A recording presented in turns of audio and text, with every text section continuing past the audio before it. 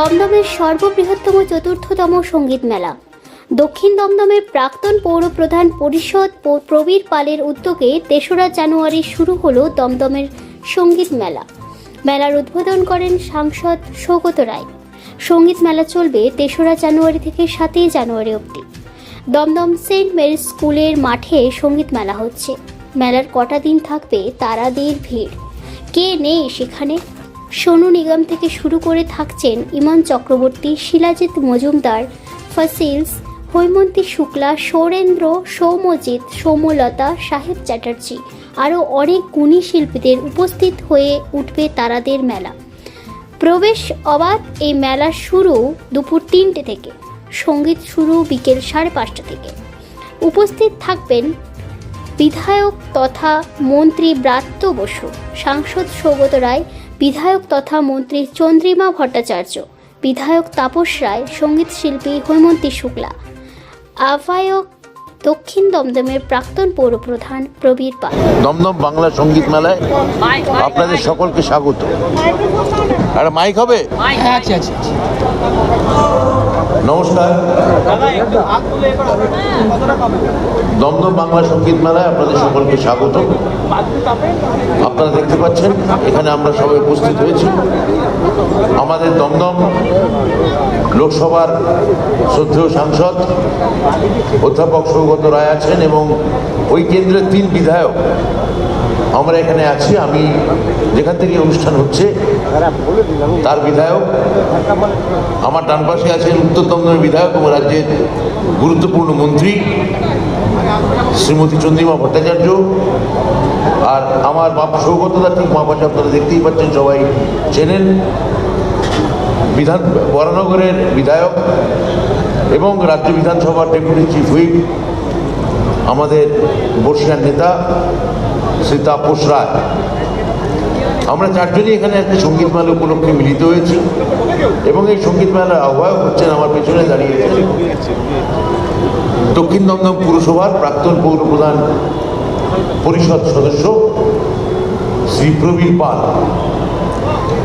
আমরা এখানে গত 7 বছর ধরে এই সঙ্গীত মেলাটা করে যাচ্ছি। এই কারণে করছি, আমরা মনে করছি যে আমাদের মুখ্যমন্ত্রী যে স্লোগানটা দিয়েছেন বিশ্ব বাংলা, অর্থাৎ বাংলার মধ্যে দিয়ে বিশ্বকে দেখা, অর্থাৎ একই সঙ্গে নিজের শিকড়, মাতৃভাষার বুনিয়াদ তাকে শক্ত করা এবং তার মধ্যে দিয়ে বিশ্বকে দেখা, আন্তর্জাতিক স্তরে যে আমাদের উড়ান, সেই উড়ানকে চিহ্নিত করার জন্যে নিজেদের শিকড়কে একবার আরও পুষ্টিদান করা দরকার, আরও সরস করা দরকার, আরও চালিয়ে নেওয়া দরকার। সেই জন্যেই আমরা এই বাংলা সঙ্গীত মেলা এটা প্রত্যেক বছর করে থাকি এবং বাংলা ভাষার উপর যেহেতু ক্রমাগত একটা আক্রমণ হয়ে আসছে,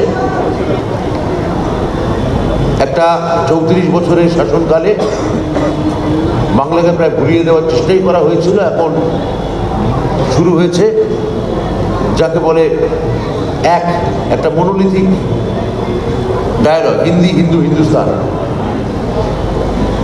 এই ভাষার আগ্রাসন আমরা মানি না, আমরা কোনো ভাষার বিপক্ষে নই, যার ফলে বাংলা ভাষার সঙ্গে সঙ্গে প্রত্যেক বছরই আমরা জনপ্রিয় হিন্দি কোনো গায়ককেও আমরা এই সঙ্গীত মেলায় আহ্বান করি।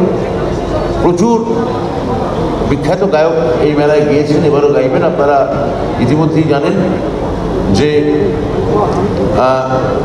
সৌরেন্দ্র, সৌম্যজিৎ থেকে শুরু করে শিলাজিৎ, ফসিলস, বাংলাদেশের জলের গান, ইমন চক্রবর্তী, সৌম্যলতা, প্রচুর গায়ক গায়িকা এখানে আসছেন, আরও অনেকে আছেন। এছাড়াও গত কয়েক বছরে যেমন জেমস বা শান হিন্দি গানের অসরা নিয়ে এখানে এসছেন, এবারও আসছেন প্রখ্যাত গায়ক সোনু নিগম।